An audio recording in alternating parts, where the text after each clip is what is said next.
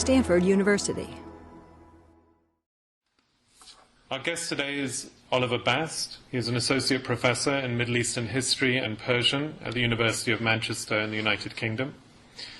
Dr. Bast was the head of the Department of Middle Eastern Studies at Manchester between September 2008 and September 2011, and he spent the past academic year at Yale University as a visiting fellow in Iranian Studies. Before joining the University of Manchester in January 2000, Dr. Bast read History and Persian at a series of universities, including the Humboldt-Universität in Berlin, the University of Tehran, and Sorbonne Nouvelle, Paris 3, and in Bamberg. He holds a joint doctorate between the Sorbonne and Bamberg. Since 2004, Dr. Bast has served on the Council of the British Society for Middle Eastern Studies, BRISMUS, and in July 2009 organized the annual conference of BRISMUS at the University of Manchester. Dr. Bast's research interests include the diplomatic and political history of modern Iran, as well as the interface between historiography, politics, and cultural memory in contemporary Iran. He is the author of Les Allemands en Perse pendant la Première Guerre mondiale, 1997, and editor of La Perse et la Grande Guerre, 2002.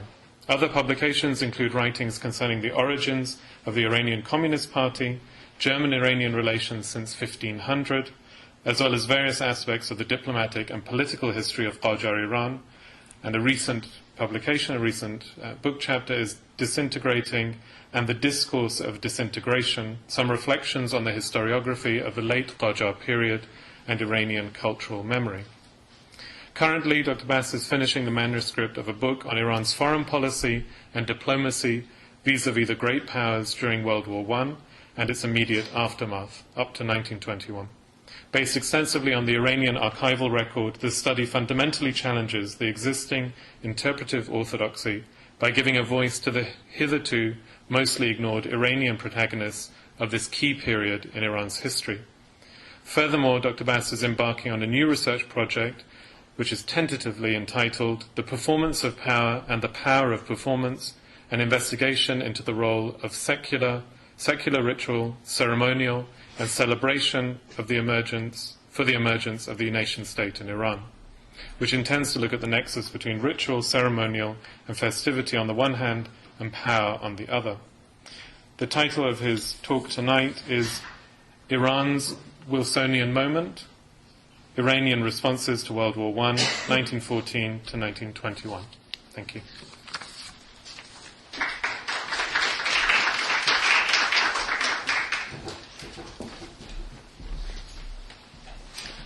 Well, thank you very much, Dominic, for this very nice introduction. I would like you, all of you, would like to thank you for coming along tonight.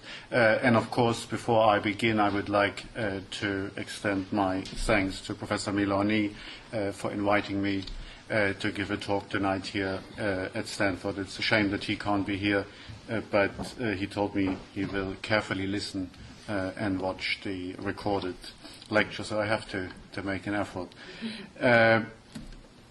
Well, as we are now in 2013, we are approaching the centenary of the outbreak of the First World War.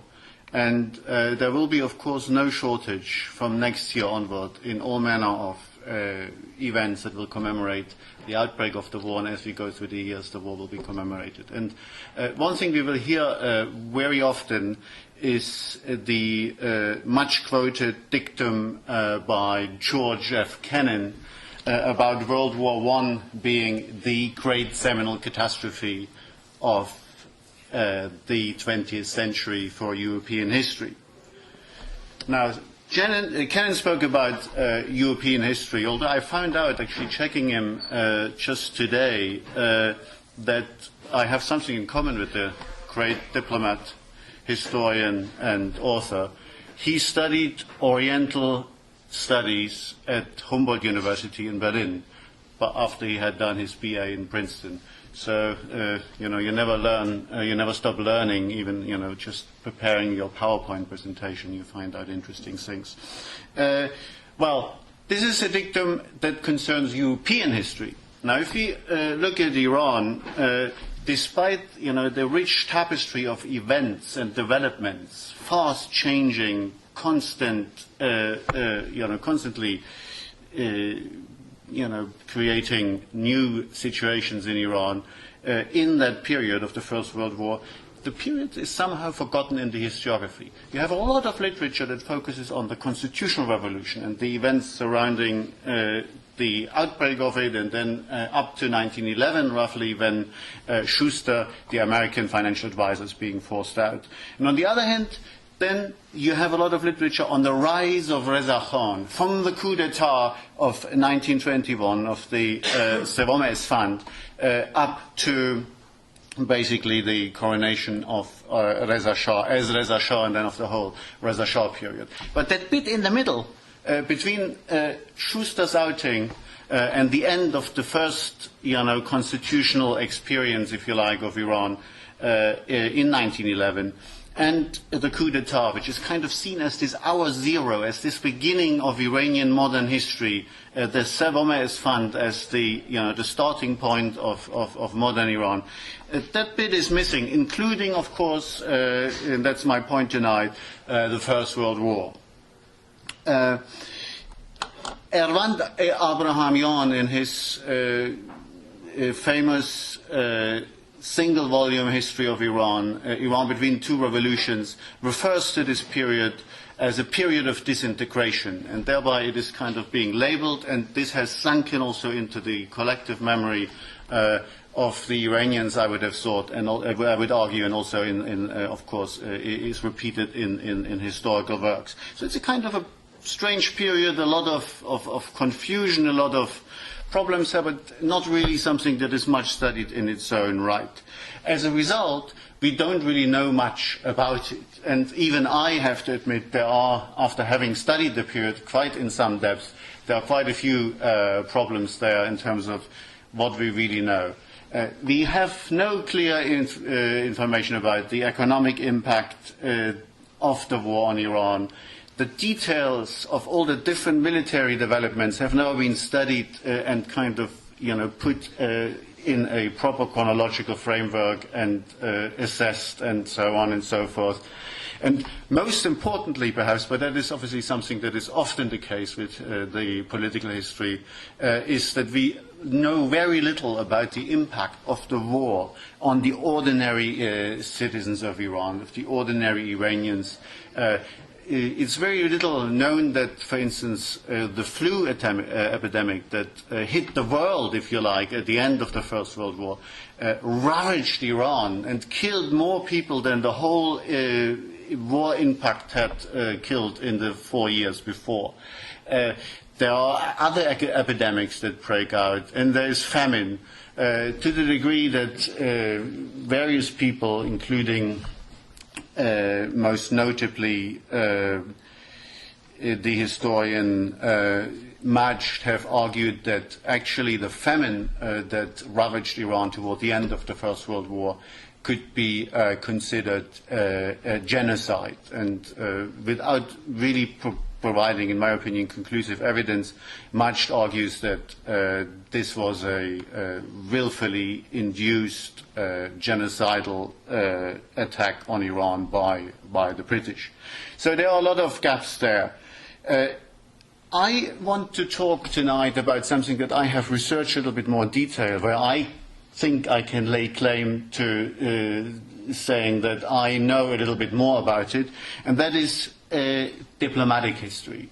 Indeed, I want to look tonight mainly how Iran's foreign policymakers responded to the diplomatic challenges they faced during World War I and its immediate aftermath, direct foreign interventions, major changes in the regional environment, including the fall of two once mighty neighboring empires, the Paris Peace Conference, and the question of Persia's membership in the League. But while I'm going to focus tonight on diplomatic history, I want to still try and kind of transcend that level of political history, diplomatic history, international relations history, and reach some wider conclusions on the place of the First World War in Iranian history.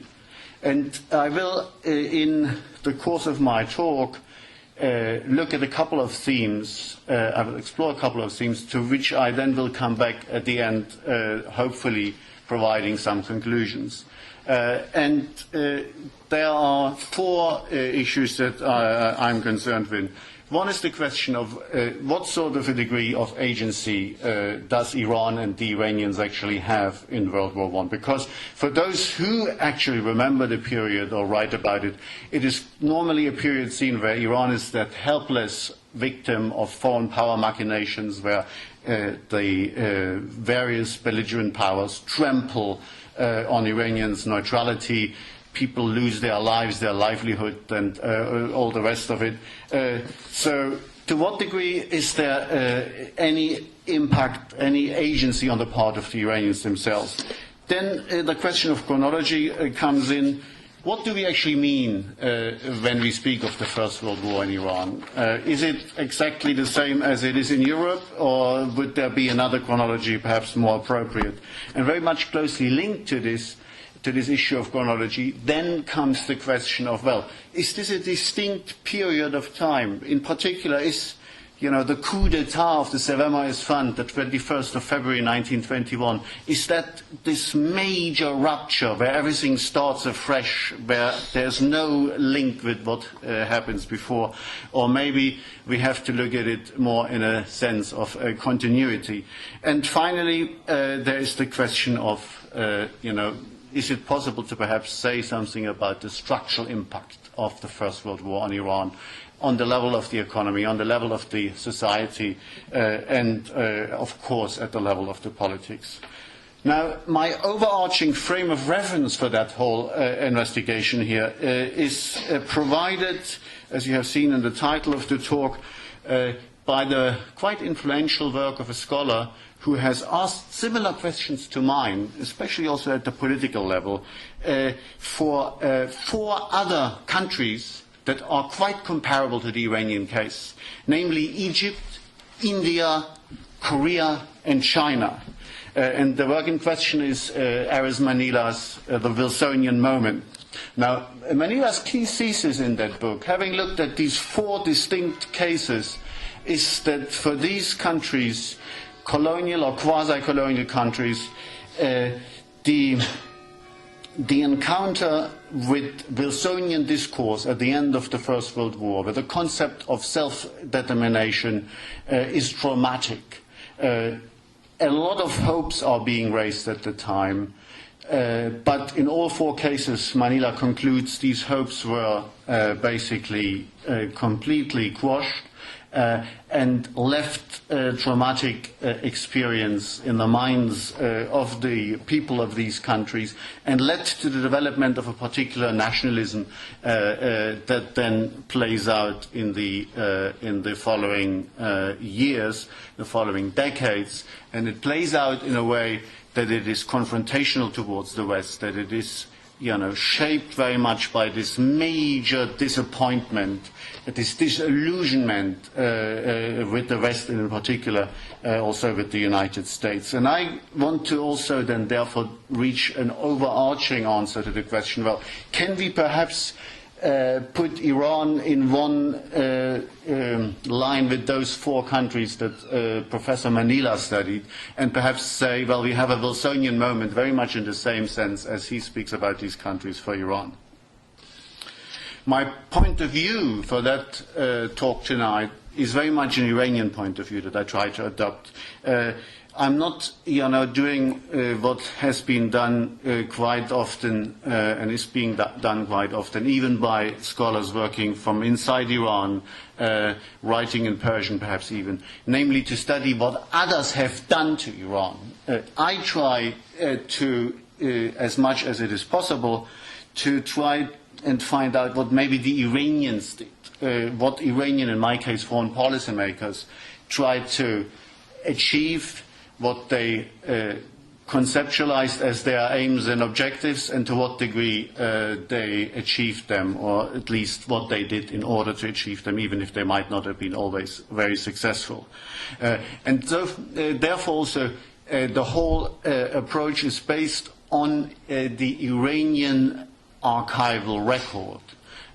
I try to base myself on material from Iranian archives insofar as I could lay my hands on it, on Iranian archival documents that have been published, and there's a lot of material that is being published by a whole variety of archives and also private individuals that taken together provides an interesting body of sources that is often not used. And on top of that, I also use the more conventionally used primary sources, namely British documents, but also German, French, and American and Russian archival documents and published documents in order to complement my picture. But once again, I'm trying to take the Iranian point of view. So I try to, as it were, read these American, British, French, Russian, and German documents against the grain, trying to find something out about the Iranians. Now, when World War I broke out in August 1914, Tehran was celebrating. The city was bedecked with flags, banners, with flowers and temporary structures, as you still find them today to mark the 22 Bahman. It was the day of Sultan Ahmad Shah Qajar's formal accession to the Peacock throne. The conflict that had just broken out in Europe seemed a far-away affair. However, in late October 1914, the Ottoman Empire entered the war, and now the conflict loomed dangerously close to the Iranian borders. And on the 1st of November 1914, the Shah, the young Shah who had just come to the throne, declared Persia's neutrality to the world. But as is known and as was to be expected, this did not prevent Iran from becoming the battleground of the Great War. Persia had to endure several incursions by Russian, British and Ottoman troops. In 1915 as well, a group of German agents arrived in the country, forging links with regional strongmen, with tribal chiefs and with the mostly pro-German Swedish commanders of the Iranian government gendarmerie. In places like Hamadan, Isfahan, Kerman, Shiraz, and in the hinterland of the port of Bushehr, this handful of Germans managed to achieve some eye-catching but ultimately short-lived successes.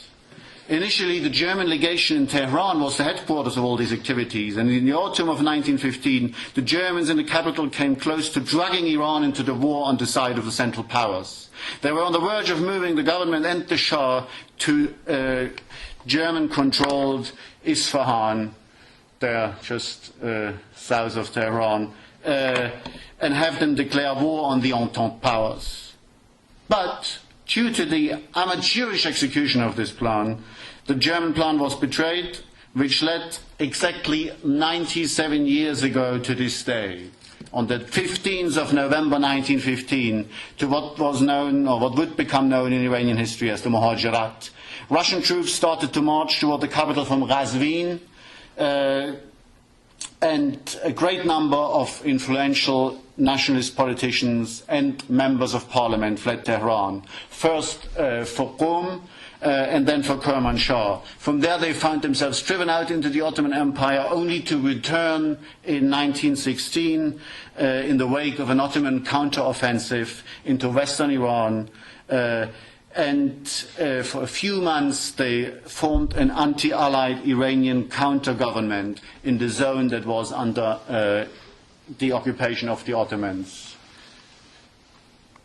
In the meantime, however, Tehran, which had now been cleared virtually of all pro-Central Power elements, found itself being pushed to come to terms with the Allies. By the summer of 1917, after a new Russian offensive in the northwest and after the deployment of a British levy force in the south of Persia, the so-called South Persia Rifles, the SPR, led by Major General Sir Percy Sykes, the country seemed to have succumbed finally to the control of the Entente powers. But in November 1917, the Bolshevik Revolution intervened, and the new Russian government in Moscow, to which it moved quickly, withdrew from Iran and proceeded to revoke all unequal treaties and agreements that the Tsarist Russian government had imposed on Iran. The regional balance of power looked once again quite different. It's indeed hard to do justice to all the various and complex developments in and around Persia during the early years of the war in just a few sentences. And I sometimes think this should become a major series, television series. There's so much drama there that you could put in. It would be really the ideal historical drama. Or if not that, a feature film is also something that one could imagine. But in any case, I tried to just draw out some of the major lines there. One thing I want to note, however, and that is that despite all of these interventions, and despite the fact that the government in Tehran on various occasions could be said to be not more than like the mayor of Tehran, they couldn't extend their power really very much beyond the capital, despite that the cabinets that came one after the other in Tehran were somehow able to maintain the appearance of Iran as a, however limited, but somehow functioning independent state, while a working and, contrary to what one might believe, quite professional bureaucracy kept the governmental business going. Not least, or perhaps one should say, for the purposes of our talk tonight, especially as far as diplomacy and foreign policy was concerned. And throughout the war, this Iranian foreign policy, and I argue there was one, which of course many people would deny, this foreign policy was shaped profoundly by the perception that the current conflict was something without precedent in the then known history. It was a worldwide war, a war that was going to be followed by a peace that would establish nothing less than a new world order. And this unique geostrategic situation, especially toward the end of the war, seemed to offer to the Iranians a chance to win the peace without having to win the war. Thus, the Iranian diplomacy very closely monitored the various peace aims, various peace initiatives that were mooted in 1916 and in early 1917. After the Russian Revolution of March 1917, and more importantly, after the entry of the United States into the war, the country where many of these peace initiatives had initially been coming from, the question of peace was even more something that the Iranian foreign policy makers concerned themselves with. They were more and more concerned with the question that we need to be ready when peace is being negotiated in order to make our own case heard, in order to be part and parcel of this new world order that is being drawn up. Of course, the aim is that one would for once and forever enter into a situation where Iran would be no longer a question, where the question mark behind the Persian question would be removed. And one of the initiatives that is quite telling in this regard is the establishment in the summer of 1917 of an interministerial commission for the assessment of the war damages that Iran had seen until then, the Kommissione Tayin Chesarat, that began to work in Tehran and in the provincial capitals in 1917. And here the aim was, of course, to be able to have a register of damages that one could argue had been established in a systematic fashion in order to gain access to the deliberations of the major peace conference that was generally anticipated for the time that the hostilities would have stopped. Important here is, of course, that the Iranians were officially neutral, so they needed a reason to gain access to any peace conference, and the hope was that one could do this by pointing out, well, that one had been very much a battlefield of the Great War, much more than many other countries, like Peru, for instance, that were actually official belligerents. So having prepared for peace systematically, and that is evident in the to and fro of the diplomatic diplomatic correspondence that I've studied, since at least 1917, 1918, the Persian government was able to react quickly once the hostilities had indeed ended in November 1918.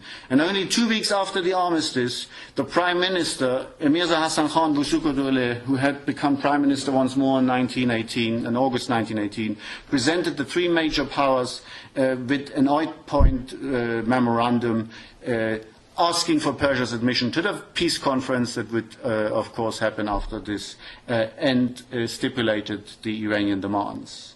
But the Iranians didn't even waste any time waiting for the reaction of the different victorious powers to their demand. They put together their conference delegation, and the speed and the determination with which the Iranians pursued their goal began to embarrass the French and to annoy the British. Both told the Iranian government explicitly to refrain from sending anyone to the Paris Peace Conference. Lord Curzon, who was the acting Foreign Secretary and who was the largely unchallenged main architect of Britain's Iran policy, envisaged striking a swift bilateral and largely exclusive deal with the Iranians. Nothing could be more harmful to this objective than Iran's admission to the forthcoming peace conference. Hence, the Foreign Office decided to obstruct Iran's way to the conference table as much as possible. Nevertheless, on the 17th of December 1918, the very day that the Foreign Office finally, after some deliberation, had come up with that strategy, the Iranian peace delegation made its way to Paris. It was led by the Foreign Minister Ali Qoli Khan Moshawara Mamolek, and the delegation arrived in Paris roughly a month later in the middle of January 1919.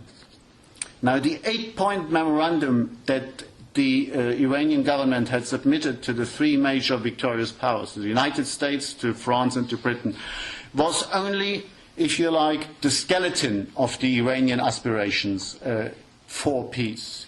In order to beef this framework now up with concrete demands, the Persian Prime Minister charged an inter-ministerial commission with defining Iran's peace aims. So what happens is that we see the Iranian government of the time doing something that is quite similar to what the United States government does with their inquiry. They put together a number of experts that does a systematic and analytical assessment of the situation to provide the Iranian peace delegation at the conference with a program. And the head of this commission, Muhammad Ali Fouroughi Sokhar-e-Mulk, submitted the conclusions in December 1919, and they would become the formal instructions of the delegation. 5 major peace aims can be clearly distilled from that, and they come back ever and ever again in whatever documents you see being submitted. The complete independence and sovereignty of Persia as a fully recognized member of the international community of sovereign states, to be guaranteed by some sort of formalized multi-power approval.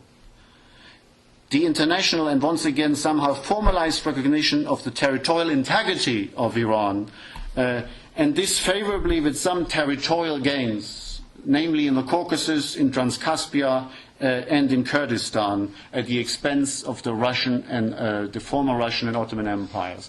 And here you see a map that is part of the material that Fouroughi's Peace Aim Commission had elaborated.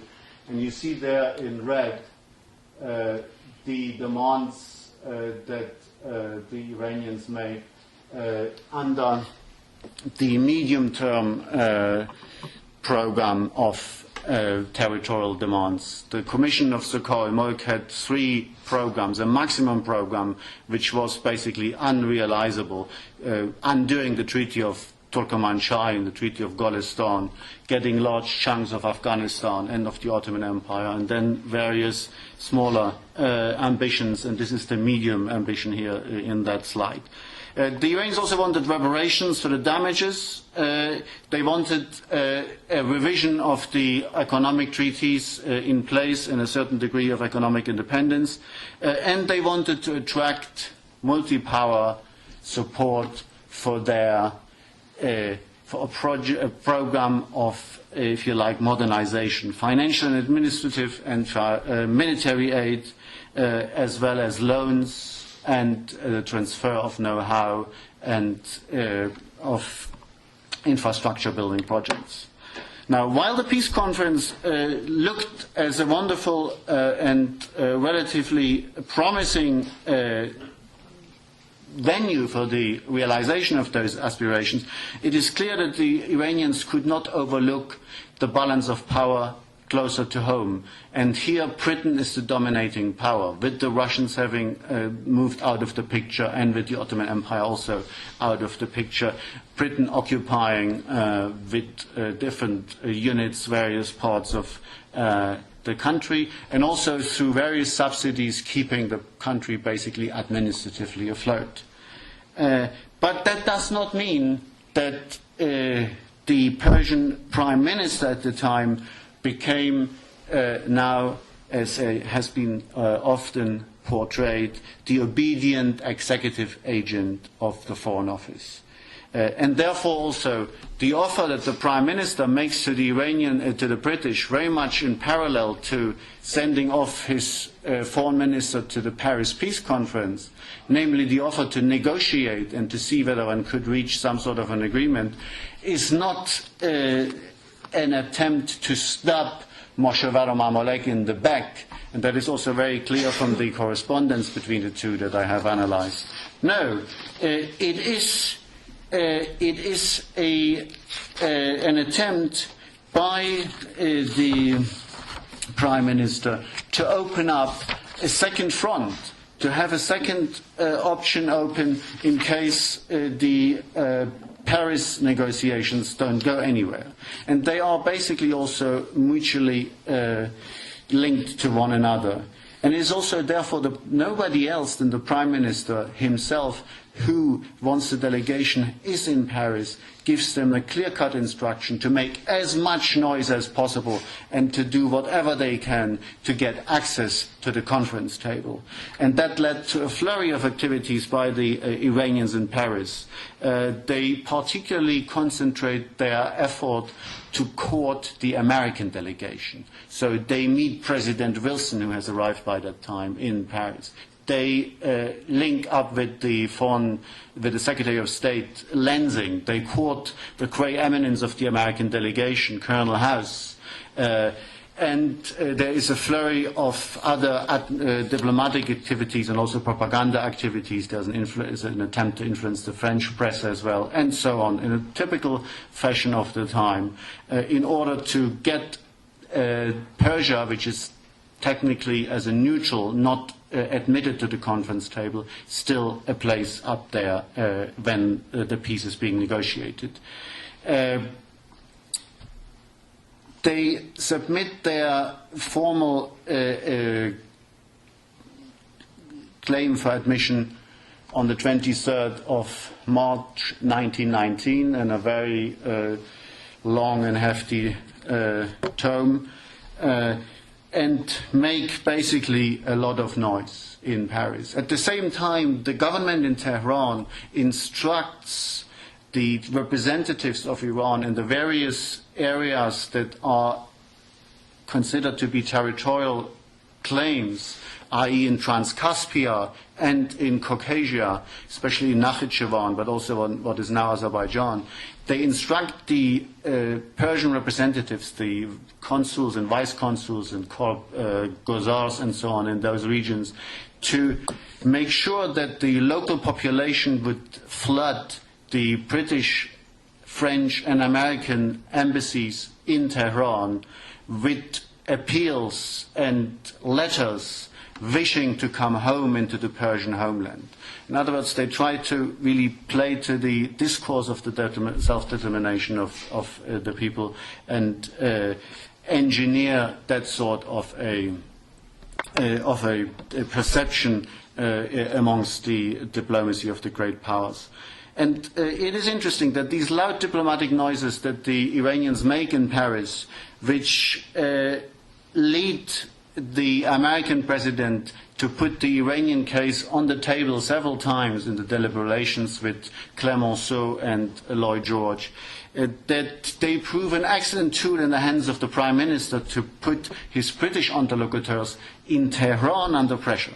By haunting Kirk's and Curzon with the spectre of an admission to the conference, Wilsouk was able to force the British, who wanted to forestall any such admission by a speedy separate agreement, to take a conciliatory approach to his own proposals. And if we take a closer look at what Moshe Mamolek, the head of the Iranian delegation, submits in Paris to the peace conference, and what Wilsouk proposes to Sir Percy Cookes in Tehran for an agreement, there is a congruence of a number of points. So in a way it's like two sides of the very same coin that is being pursued. One could argue that the better option is, of course, the peace conference, and the option number two, if you like, plan B, is to get the same, or at least a certain amount of the same claims through an agreement with the British. And the double game that the Prime Minister plays is nowhere better illustrated when he makes a desperate appeal to the French government for help. What happened is that in Paris, despite the noise that the Iranians make, and despite President Wilson putting the efforts and the demands of the Iranians several times on the table of the negotiations, things don't really move anywhere. And there is a danger that the President of the United States will leave the conference without actually the Iranians having achieved access. The Prime Minister in Tehran had tried several times to get messages conveyed to his counterpart in France, the Prime Minister Clemenceau. This has somehow not really worked, and on 23rd of June 1919, Wilsouk basically decides to put his cards on the table. He gets a meeting with the French minister in Tehran and says, listen, I am negotiating with the British. I'm on the verge of concluding a separate agreement. If you do not step in, if you do not support my delegation in Paris so that we can be included into any arrangements that are being made by the peacemakers, with you, the French, with the Americans and the British, of course, well included. If you, in other words, do not help me, then I will have to conclude with the British. And I can't imagine that you, nor the Americans, would like Iran concluding a separate agreement with London. However, the French turn a deaf ear to these demands, and there's fear in Paris that what is of course really the case is that they are being played off by the Iranians against the British. And then the peace conference comes to an end, for temporarily, that is, with the conclusion of the Treaty of Versailles. Wilson heads home. The question of the Oriental issues haven't yet even been discussed, so the whole Ottoman Empire piece has not yet been really the subject of the negotiations. And only when basically the momentum isn't there anymore in Paris for the time being, Wilsouk makes an agreement with Sir Percy Cox in Tehran, lest that the terms that he has proposed himself are being hardened on the part of the British. And the treaty is very well known. It consists of 3 parts, and the first 2 parts are very well known. But there's a supplementary agreement which is usually overlooked, and that is something that Wilsouk had been very keen to negotiate into this treaty, and that is an exchange of letters between him and the British minister in Tehran, where the British declared their readiness to support reasonable Persian territorial claims, and they also declared their readiness to support the Iranian request for reparations, as well as to help the Iranians to get a revision of all of Iran's international treaties. Now, the British word that rather vaguely, but still one can forgive the Iranians for believing that with that agreement now, part number 3, they have in the British a backer who will support the Iranian claims at the ongoing peace conference. The peace conference is not over. There's been a moment of a dullness there, with Wilson having gone with the first treaty being signed, but the other treaties still have to be signed, especially, of course, the whole of the Middle East is not yet decided. There's not yet peace with the Ottoman Empire. And if we look actually at the actual agreement, and if you look what the Prime Minister himself proposed in April 1918, at the time when he specifically also ordered the delegation to make maximum noise in Paris, then we see that at least 5 of these 8 principal goals that were in the initial submission are there for the Iranians. And in a way, then it is clear that this resembles what has been put forward in Paris, and it resembles the overall plan of the Iranian peace aims very much. But there is one fly in the ointment. It is a bilateral agreement, and it gives, of course, no matter what one wants to say, Britain quite a preponderance in the Iranian situation. And in that sense, it is interesting what happens next. Of course, there is a massive outcry. The French and the American press and also the diplomatic circles go into complete overdrive and accuse the British to basically trying to establish a protectorate in Persia. This international condemnation is then being picked up by the press in Tehran, and there's a major campaign against the Prime Minister in the Persian public opinion as well, where this agreement is being denounced as a sellout to the British. The full extent of the French hostility to the agreement becomes visible to the cabinet when the new foreign minister is being sent to Paris to continue, and to London to continue the negotiations, and that is Prince Firuz, who writes back to Tehran and explains what is going on, but is not, as some people have said, completely crestfallen and completely disillusioned. But he says, okay, fine, now we have that hostility. We need to use that to extract more concessions from the British. We need to put the British under pressure and saying, you need to be more clear in stating to the world that this is not a protectorate and that you are supporting us at the peace conference, which is, of course, continuing. And Rousseau himself goes once again to the French minister in Tehran and says, listen, I told you so. I told you that I was at the verge of such an agreement. Now your government is making a massive noise about this. Okay, very well. Make even more noise. The more noise you make and the more the Americans make might allow us to unravel this whole thing, and then we can look together and finally get a multi-power situation for Iran's demands in terms of its security and also in its modernization program. So there is no, there's no weddedness to this as a particularly special program on the part of the Iranian foreign policy makers. It is, as I said, the second best solution, but if something better can be gotten, they are willing to pursue this.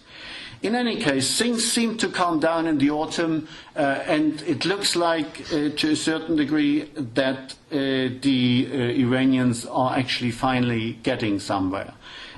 On top of this, there is also something rather promising looking going on in the negotiations that happen with the Azerbaijani delegation at the peace conference in Paris. And these negotiations are led by Sokorul Molk, Fourouri, who is part of the delegation in Paris. And they finally look as if it would be possible to get at least some of these territorial claims with regard to Azerbaijan being realized. In December 1919, the Republic of Azerbaijan and Iran conclude a protocol over the creation of a federation between the two states, which is the first step towards a reunification between Azerbaijan and Iran. And in order to check what is really going on, the Prime Minister sends to the Caucasus his special envoy, who is to negotiate with the government in Baku the final terms of this confederation, and then also is supposed to go on to Tiflis and to Yerevan to negotiate the new relations with Iran as well. And the mission is headed by a very close associate of Wusuk, who had served him already throughout the war as a go-between and an informant behind diplomatic scenes, namely Oraziyat Ziauddin Tabatabai, who makes his way to Baku, and the Iranians, of course, believe that the Azerbaijanis are so keen to come to terms with them because they fear the Russians and think the Iranians at least have the protection of the British, and in order to avoid being swallowed up by the Bolsheviks, it would be better to come to terms with the Iranians. However, as the year 1919 turns into the year 1920, a lot of the illusions maybe that the Persian foreign policymakers might have had about the value of the treaty with the English basically become apparent, and a massive disappointment sets in because the Iranians realize that the British are not supposed to help with access to the peace conference. The British are not willing to help Iran even get minimal territorial claims through. Curzon basically, when he's presented with the map that I just shows you, laughs in the face of Prince Firuz and says, you know, what are you expecting? Are you expecting that we go and capture these territories for you? Of course, Firuz says, no, we want this to get recognized. And then, you know, there will be a time when we are strong enough that we can perhaps then use what has been set by the peace conference and make these claims. Nothing of this comes through, and the Prime Minister really sends a massively disenchanted memo to his Foreign Minister in London saying, if this is the value of this agreement, then I don't feel in any form or shape bound by it. And in any case, the British must understand that there is no exclusivity in this deal. And by the end of 1919 and in early 1920, we see the return on the part of the Iranians to a multi-power policy. They make efforts to come to terms once again with the French and the Americans. Wusuk gives the special mission in Baku a clear-cut instruction to reach terms. He had held back because he thought maybe the British could achieve something for him on that account. At the peace conference, the Iranians are trying to get into the negotiations over the fate of the Ottoman Empire, and in actual fact become part and parcel of the Treaty of Sèvres in August 1920, where Persia is being considered one of the countries that will have a say what is going to happen with Kurdistan. And on the other hand, they make now a major effort also about something that is very much against any British wish and desire, namely to come to terms with Soviet Russia.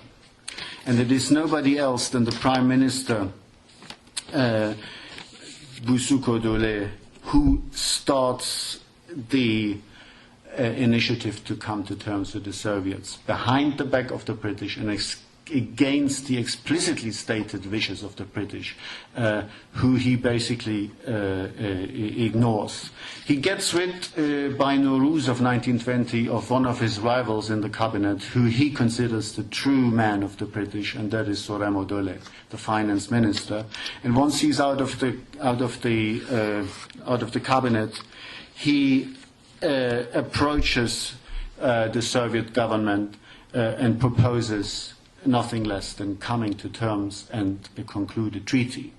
The British get wind of this, and then Wusuk turns around and says, nothing of the sort has happened, we have no intention of doing anything like it, but the reality is, it's sort of like Walter Ulbricht, who says in 1961, nobody has the intention of building a wall in Berlin, and then a week later he builds it.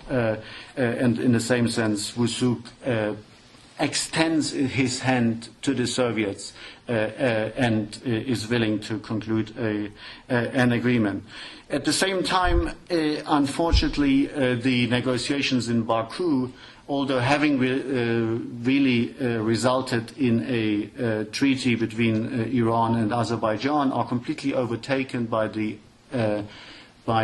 Soviet army marching down into the Caucasus. And in April 1920, Baku is being taken over by the Bolsheviks. And this whole carefully negotiated treaty that the Sayed had agreed with the Mosavat government in Baku becomes dead letter. But the mission wasn't for nothing, and it is really interesting to see when you study the correspondence between the Sayed in Baku and the central government in Tehran, at what level of sophistication the Iranian diplomacy operated at the time, despite having basically control of nothing much in Tehran. They behave like a great power, basically. In any case, so the Baku falls, the Russians move closer, and the problem is that despite very promising negotiations, in May 1920, the Red Army lands in Iran. They occupy parts of the Caspian province of Gilan, and they declare the Socialist Soviet Republic of Persia in a very unlikely coalition between the Bolsheviks and the Jangali of Mirza Kuchek Khan. Now, it seems as if this would be the end of it, but once again, the Persian foreign policymakers are able to turn a challenge, are able to turn a danger into opportunity. That old dictum that a crisis is harboring danger as well as opportunity, they seem to have understood very well. And they pursue a double strategy. On the one hand, they try to negotiate with the Soviets behind the scenes. And on the other hand, the Iranian Prime Minister instructs his foreign minister, who is still sitting there in Paris, to take the Soviet invasion to the League of Nations. Iran had been admitted to the League of Nations in the context of the Treaty of Versailles, but the membership of Iran in the League was still hanging in the balance because, for instance, the French government was unwilling to accept that Iran could ever be a member of the League. The French were arguing, you are a protectorate. You are basically a British colony after the 1919 agreement. How can you be part of the League? So Iran still hadn't consummated, as it were, the membership of the League. Now the opportunity presents itself. Iran is the very first country to ever present any formal claim and complaint to the League of Nations in the spring, in June 1920. It is also the very first country to bring a claim to the UN when it is formed in 1945, but that is a different story. And I can't go into the details. The British and the French have done everything they could to obstruct the Iranians from bringing their case. Curzon is actually chairing the meeting of the League and is trying to throw out the Iranian case. Beforehand, the French had clearly said, you have no right to be there because you are not really an independent state. Finally, despite all of that, Firouz, who is the main negotiator in Paris and in London, where these meetings actually take place, is able to bring the claim, and a resolution is being passed on the 16th of June 1920. And that is the first resolution of the League of Nations about such a complaint. And it is for the first time also that Iran is part and parcel of the decision by an international body where it is not about Iran, like the 1907 convention, but where Iran is actually a fully fledged voting member. And if Iran does not give its consent, this resolution would not pass. Now, on the surface, the resolution doesn't amount to much, because the resolution basically says, again, try and talk with the Soviets, because the Soviets are not member of the League. Therefore, those very few people who know about this have thought, well, what a ridiculous démarche that the Iranians made there. Were they not aware that the League couldn't do anything about it? But if you read actually the correspondence between the two main architects of this, namely the Prime Minister in Tehran and the negotiator in London, namely Firuz, you see that they were absolutely aware of this. For them, it was a question of actually bringing this to the League, for actually sitting at the table with all the other League powers and actually being a voting member of a resolution that is being voted by the international organization of the time, by the very new international organization of the time, that is the League. And of course, they understood very well what I see in this, namely a litmus test for Iran's status as a sovereign member of the international community. And by doing this and by pushing that through against the brave objections of the British, of the French, they consummate, as it were, Iran's membership in the League, which makes it, of course, much more difficult in the future to call into question Iranian independence and sovereignty. Towards the end of the premiership of Wusuk, there is a problem, however. This is something that I, looking at diplomatic correspondence, which at the time, of course, was secret, can deduct from an analysis of the sources. Public opinion did not give the Prime Minister any credit.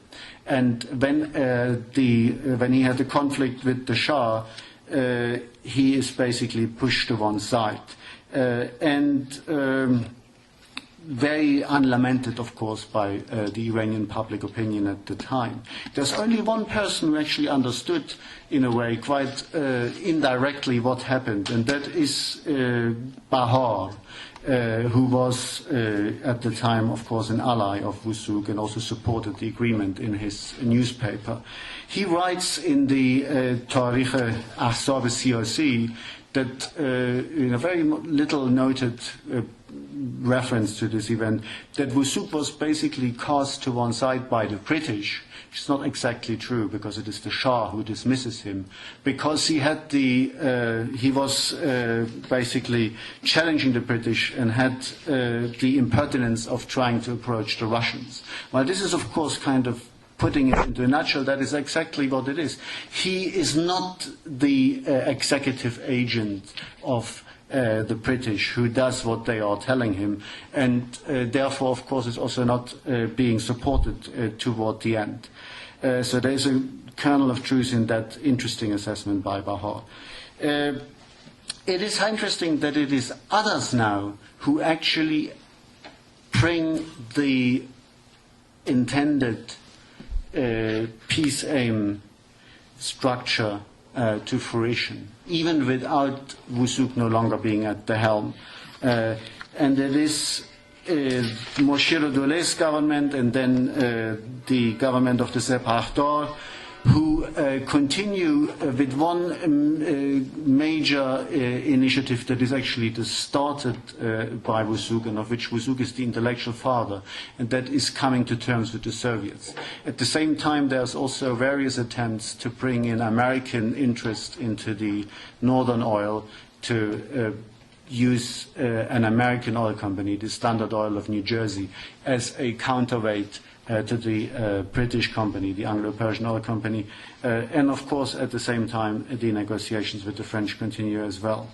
Moshe Mamolek, who we had been seeing negotiating in Paris, is once again the linchpin of all of this. He's being sent to Moscow to negotiate a treaty with the Soviets, which he does. And this treaty can say a lot about its coming about, but this treaty, which is of course something that had been foreseen already by roughly Nowruz of 1920, is being signed on the 26th of February 1921. That is 5 days after the Sorbonne, 5 days after the coup d'etat. And in the kind of perception of most onlookers who care about this, even if it's not explicit, even in the secondary literature, if you look at, single-volume histories of Iran, or if you look at books on the history of the Middle East which refer to Iran, because it happens after the coup, it is kind of being seen as the first sensible thing that the new regime does. The regime, of course, which is at that time the regime of Sayed Zia, but which again then in the long run and with looking from, with hindsight, becomes the new regime of Reza Shah. It becomes the regime of, of the new era, if you like, of this new hour zero that starts on the Sorbonne, which is the beginning of the Reza Shah period.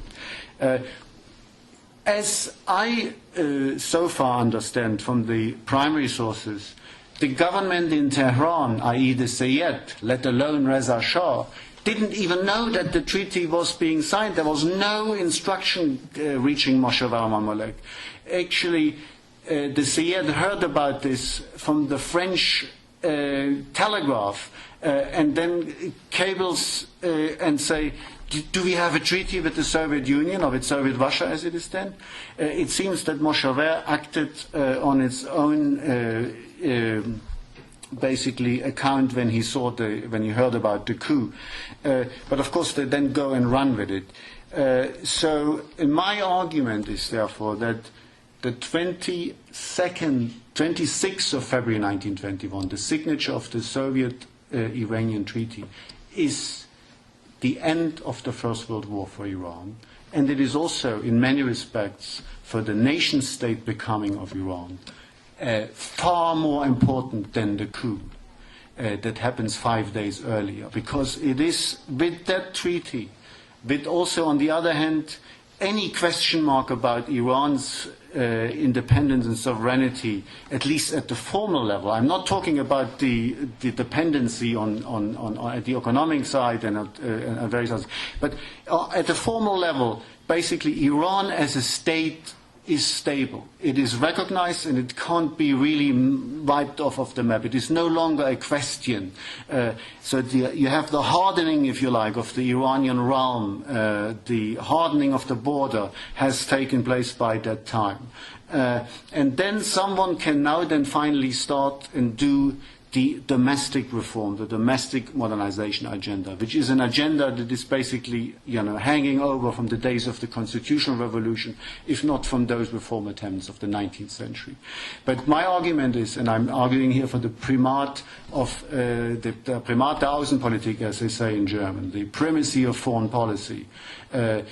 You have to have that hardening of the realm. You have to have that sort of frame to be there first before you can actually successfully tackle all the other things that are then being tackled, of course, in an authoritarian reform program which is pushed through by Reza Shah and a lot of the people who were once in the constitutional movement. And I argue, of course, that one could say that all of these developments that led to that situation, are somehow the conjecture of the balance of power and developments that take place north and east and west of the border of Iran, and that it somehow all fell into place.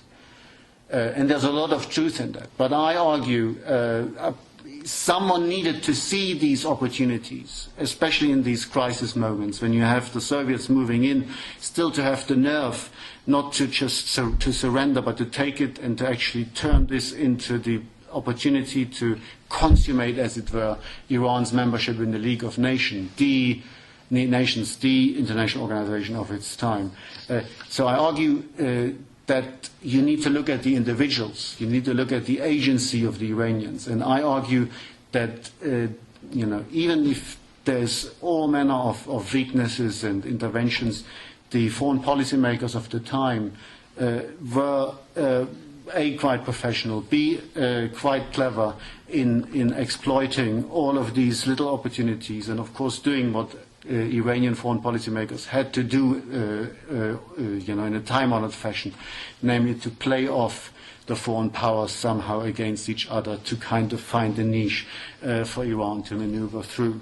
And to no small degree, I would give credit here for having achieved that to the Prime Minister Wusuk-Dole, this bogeyman of Iranian history, the most despised and most hated politician of modern Iran, in my opinion, is actually due to receive a reward for having steered Iran through that period from 1918 up to, in a way, he is also the father of the 1920 agreement with the Soviets. And in a way, it is he who bequeaths this kind of Iran that is now, at least on a formal level, safe and sound, to this savior on horseback that comes along and that is put on the pedestal and that is admired and seen as this wonderful savior of Iran, that is Reza Khan. Wusuk was a man of the 19th century. He didn't understand nationalism. He didn't understand the need to have a political party, to have a following, and that's made him vulnerable. He was a cabinet politician that fell the moment that the Shah dismissed him, especially since he had no parliament that he could rely on. But he at least was a clever foreign policy maker and is able to achieve that hardening of the Iranian realm, as I argue, that made the reform work possible that occurs later. And if we look at some of these points that I looked at the beginning, the question of the agency, I think I tried to explain. At least at the level of the foreign policy makers, I think we need to give them far more credit than the historiography has done so far. That is a historiography of either completely idealistic people that can't achieve anything, like Mushiro Dolese, or corrupt executive agents of the British, like this, as I said, bogeyman and most hated figure in Iranian history, that is Wusuk-Dole. On the question of the chronology, then also, I already said that my argument is that the First World War in Iran ends on the 26th of February 1921. It doesn't end with the armistice on the 11th of November 1918.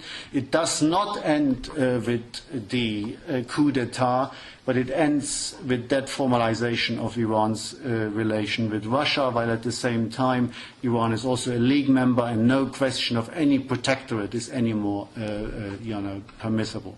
And that brings me to the question of the continuity as well. I would argue very strongly, and I have done this elsewhere in other contexts, but once again here, against this hour zero narrative. Reza Khan doesn't come out of nothing and all of a sudden in 1921 saves Iran, brings to an end this period of disintegration to which Ervand Abrahamian refers. It is actually far more,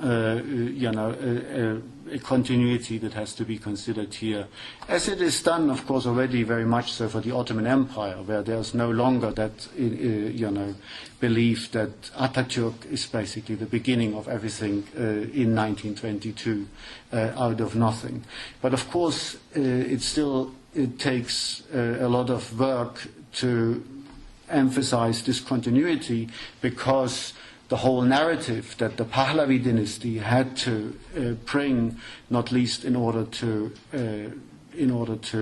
claim their legitimacy as a ruling family, was that everything before was such a mess and such a disintegration that it needed, that savior of horseback to ride in, on the horseback to ride in and to sort out Iran and to basically bring an end to whatever bad things the corrupt politicians of the Qajar period had done. So I argue for continuity instead of hour zero or rupture. If you speak about the structural impact, I haven't really dwelt on this, but at least on the issue of foreign policy, having to go through that taught the Iranians a lot. They learned basically how to behave on the international scene. They managed to gain access to the most important international organization of their time. So I would argue that the First World War was a catalyzer of modernization, and that it was at the level of foreign policy making where I have studied it, and I would argue that despite all the disruption and the death and the suffering it brings for the Iranians at an ordinary life level, it is a catalyzer for the Iranian body politic and also for the society. And in a way, it helps to bring about the changes that we see in that period of authoritarian modernization that ensues in the 1920s. And 1930s. And that brings me to the final question, and thank you for bearing with me for so long, namely whether we can safely put Iran next to these four other countries that Professor Manila has studied and made this point about the disappointment and the developments that spring from the Wilsonian moment for the nationalism in these countries. And I would argue not really. Iran is different. The Iranians, at least at that level of the foreign policy, do not have the trauma of the Chinese that go home from Paris with having achieved nothing and then a revolution breaks out. It's not the same as the Koreans who are sidelined. It's not like Egypt, which becomes a protectorate, despite all the high hopes that the Waft has when they go to Paris. And also not like India, of course, which doesn't leave its colonial status either. The Iranians are able to use the Wilsonian discourse, latch onto it at that level of foreign policy, and are able to turn it into something that, secures their position at the end of this whole process, which is no mean feat if you consider the starting point. If you consider that in 1915, in what is known as the Constantinople Agreement, which is an exchange of various understandings and correspondences, Iran was basically to be divided up between Russia and Britain into nothingness. So if you then think that, by 1921 it is a member of the League, it has a treaty with the Soviet Union that is better than anything that it had ever before with its northern neighbor. And the idea of a protectorate that some people have spoken about has come to nothing. It's no mean feat, once again, I say that, in comparison to where they were starting from. So it might be that there was a good reason, other than that Manila doesn't speak Persian. He seems to be speaking Chinese, Korean, and Arabic, and what have you not, that he left out Iran from his magisterial study. Because, I say it once again, for Iran, the Wilsonian moment is actually not as negative and not as traumatic, at least at that level of high diplomacy, as it is for these other four countries. Thank you very much.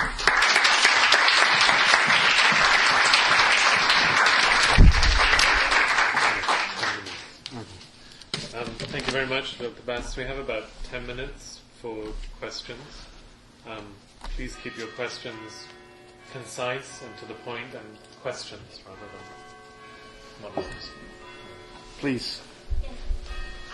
I don't speak your language, and I didn't quite understand who you gave credit to for achieving this wonderful cohesion of Iran. Well, I give credit to it, apart from structural developments that are there at the level of the balance of power, to the Iranian foreign policymakers, most notably to the Prime Minister, Mirza Hassan Khan Wusukodoleh. Wusukodoleh. I try to find...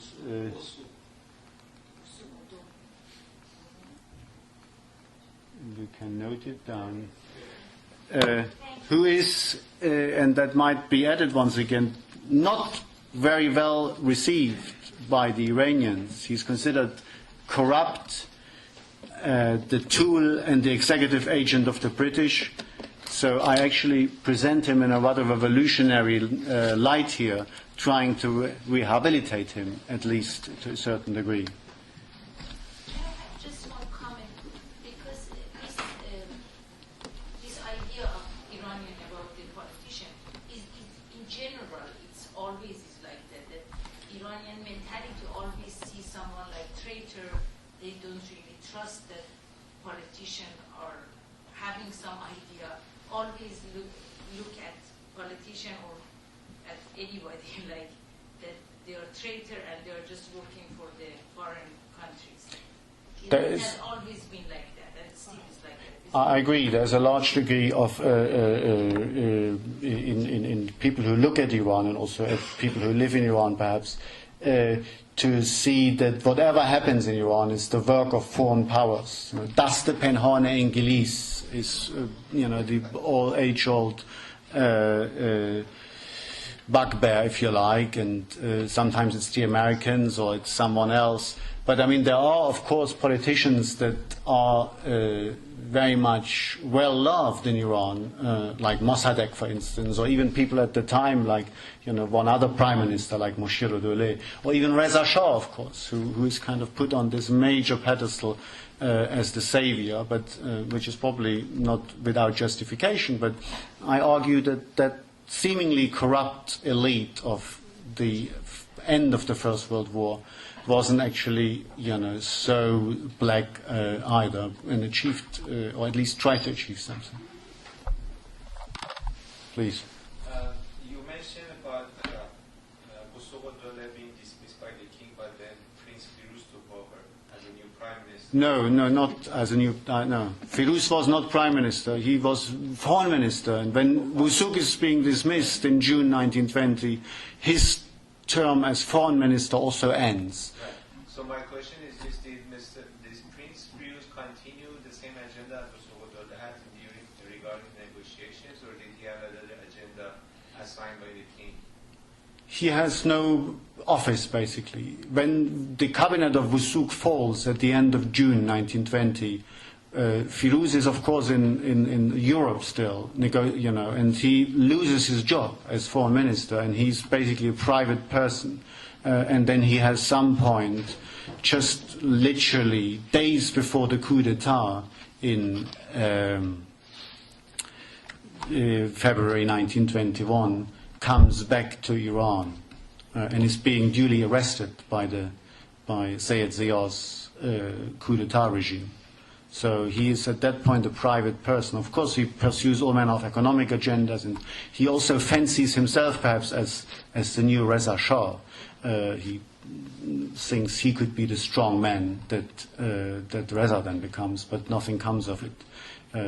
Although he participates, of course, in the new administration until he's murdered by Reza Shah in 1936. And then overall your conclusion was that Iran had a cohesive foreign policy at the time, in regards to negotiation and all the activities they've done. So yes. Part of that is because of the nationalism, or was it because they were Western educated, or both, or combination of both? Because it sounds like they were very well negotiated, but they had to learn this process of negotiation. How did that come from? Any research on that? Yeah, one probably has to study this more, and I also argue that one really has to study not so much also what I have done, what happened, but the how. So to see how long it takes, for instance, for a telegram between Paris and Tehran, and how, for instance, the deciphering of all of this. I mean, there's a lot of technicalities in the making of foreign policy that is often overlooked, even if in the writings of the foreign policy of other powers, of European and Western powers, and also the mentality and the training of those who execute foreign policy should be studied. There's a whole of more work that can be done, but because for various reasons diplomatic history is not very popular, it's kind of being looked down through the nose a little bit by most historians. Not much is being done at the moment in this field, but there might be a comeback. in the case of these people, I think they are, of course, not regarded as nationalists. They are regarded as treacherous and corrupt. But I would argue they are nationalists. They are, sometimes I argue at some point, they are proto-nationalists in the sense that their nationalism is not so much in the typical way that it is then becoming under Reza Shah, which is a nationalism that puts to the fore the Persian language and, you know, the ethnical characteristics of the Persians. It is a land-based nationalism, which is basically, related to this concept of Iran as a territory, to Iran Zamin. And if you look at the training, I mean, the most amazing figure perhaps in this is Firuz. When he goes and becomes foreign minister in August 1919 and is facing Curzon, this master diplomat who is already at the pinnacle of his power, who had been Viceroy of India. He is 29 years old, which is amazing if you think about it. He did his PhD at the Sorbonne, so I have something in common with him as well, in political science, although he claims, and it goes under the law, but it is basically international law. And he wrote a thesis on the question of Oman in the 19th century, which is basically an analysis of British imperialism and French-British rivalry in the Middle East. There's no, in my opinion, a shred of doubt in my mind that he was a nationalist. He, of course, had various other considerations to make. He, of course, also is a prince. He's a direct, has a direct line to Qajar kings, and might have had hopes at various moments in time to rise to the throne. But yeah, so he is extremely professional, and then also tries to live that out when he becomes this chief negotiator. There's a question here. Yeah, I think that when I look at your speech, I realize that you gave a very good order of events and so on. And it transpired out of it that you think that Wilsonian is the savior of Iran, somehow keep the integrity and so on. I think that I assume that you received my email. Did you look your emails today? No. I have no access to emails. Yeah, it was about the famine and all other stuff that was happening at the same time, and disintegration of Iran itself because of the lack of authority of the central government and so on. You do not consider those in your analysis, and I think that they are very, very important issues. And also, you failed to mention that Wilsonian was paid by the British government, which is the worst that you can get out of a politician. I assume that you are using a lot of British documents, which essentially the part which is published, not the part which are not published. Therefore, No, let me perhaps try to answer this. You raised basically 3 points. You raised the issue of the disintegration of the country and the lack of authority that the central government has at the time. You raised the issue of the bribe, basically, that was paid to the cabinet, allegedly, and the issue of sources. Maybe let me start with the third of these, namely the sources. As I tried to say at the beginning, I try actually to use as much as possible Iranian sources. So what I have looked at is, the correspondence between the Iranian Prime Minister and the delegation in Paris, first under Moshe Mamolek. So it's also how Moshe Mamolek reports back from Paris to Tehran. And then, of course, also the correspondence between Wusuk and Firuz. And also all manner of other Iranian documents, insofar as they either published or I could get access to them in the Sorbonne Nouvelle, the National Archives in Tehran, or in the archives of the Foreign Ministry in Tehran, where a lot of this correspondence between the Prime Minister and the delegation is being located. So I managed in those final days of the Khatami administration to gain access to this archive, which would probably be now impossible for a foreigner to go in.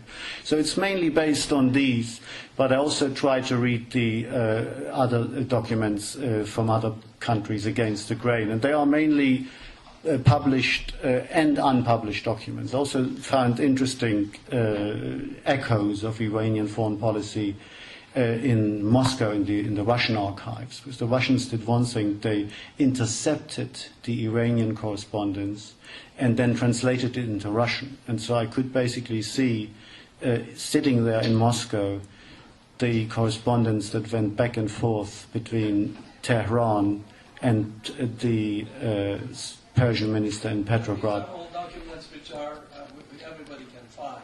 Well, you need to find them if you go into the archives. So that is the first point. The second point that you are making is the disintegration and the famine and the flu.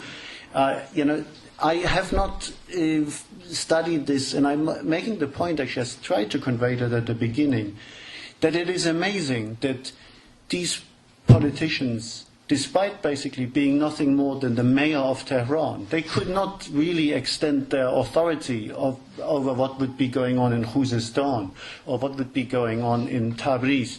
But still they bestride the international scene, and they kind of maintain, which is interesting, which merits further study, how they manage, despite these weaknesses, to sit there at the table at the League of Nations and to basically make sure that Iran becomes a member and is undeniably, a member of the international community.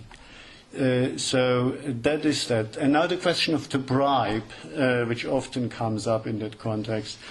It's a very complex issue because it is not as straightforward. Let me just say at that moment in time that it is impossible, looking at the archival evidence, both from the Iranian side, from the British, from the French, from all the different archival material that I have studied, to say that the Prime Minister did what he did because Curzon gave him a check over 400,000 Tuman. The money that was being paid in the context of the signing of the agreement is something that is being paid as an advance on the loan that is supposed to be paid as a result of the agreement, £2 million. And the deal is that each of the three major cabinet members gets something. Wusuk gets 400,000. And Firuz and Sorem get 200,000 Tumans.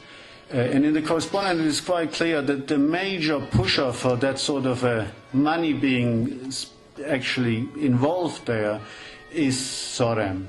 And Cox actually says it quite clearly. I must exonerate the Prime Minister in this regard because he is not the one who actually pushed this. And the official version, of course, is that that money is supposed to oil the wheels for the agreement, which is something that they tell the British. But that's, of course, not true because they put it into their own pockets. So I'm not saying that they are saints. They were doing something and they were trying to basically get a little bit of extra and hope. I don't know how they wanted to fudge it because the British were not giving this out of a black account that was accounted for as an advance on the loan. So one day when the loan comes in, they would have to somehow account for it.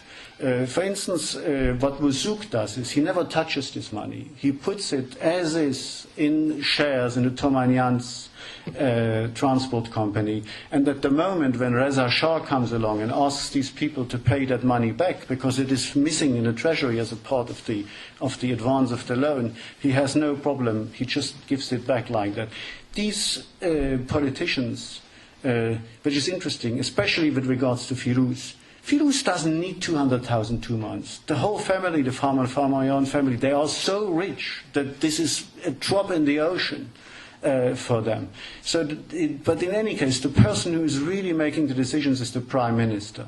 And from all the archival evidence, it is crystal clear that he does not do what he does, that he does not sign the agreement at that moment in time because he received money. He is not someone who does something for money. There is ample evidence that this is the result of his foreign policy reckoning at the time.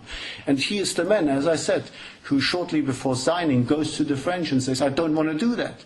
Sorem, who is my member of cabinet, is a British spy. I'm under pressure here. Please step up your role at the conference. Help us get the Americans on board. Once the treaty is signed and all hell breaks loose, he goes again to the French and says, yes, make even more noise. If you only make enough noise, and if the Americans make enough noise, we can unravel this whole thing and we get something better. So it is true that this money is being paid, but it is not something that the Prime Minister did because he received money. He is not the paid executive agent of the British. That is what I would like to maintain.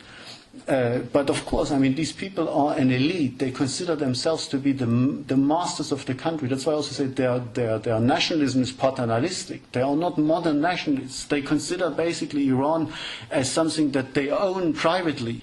But still, that doesn't preclude also that they want something good to come for that fiefdom that they rule.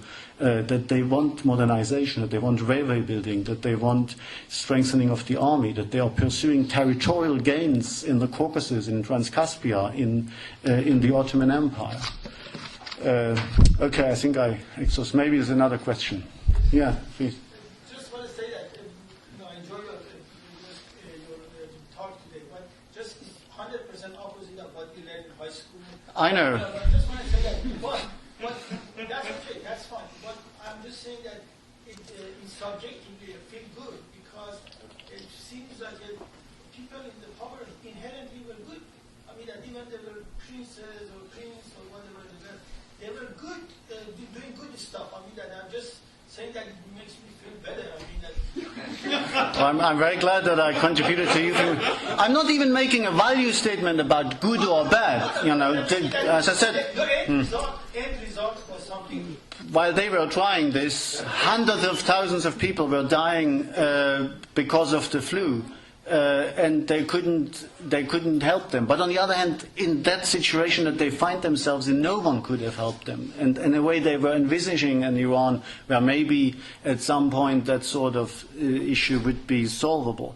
But yes, of course, I mean, I'm portraying these elite politicians, especially Firuz and Wusuk, in here and in that book that will hopefully appear in the autumn, as the exact opposite of as what they are normally conceived of, namely as treacherous, paid executive agents of the British who did what the British tell them.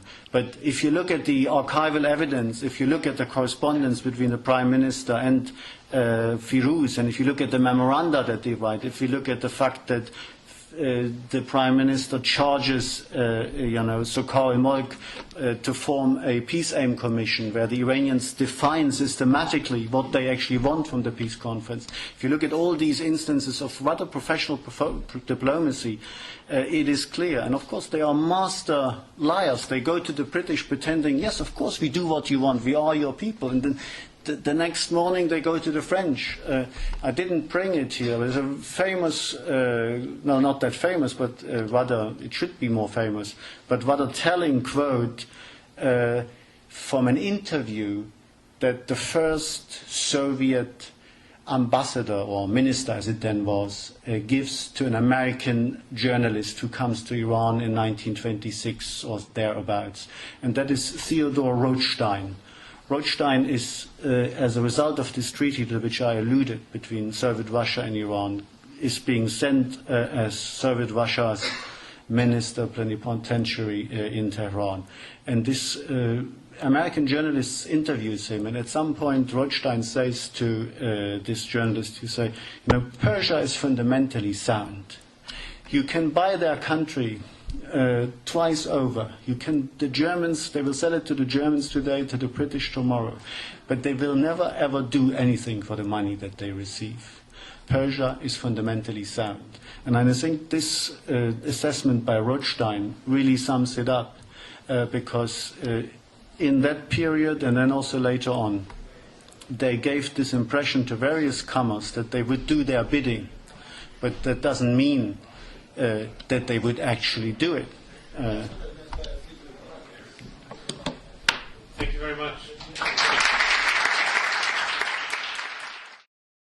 For more, please visit us at stanford.edu.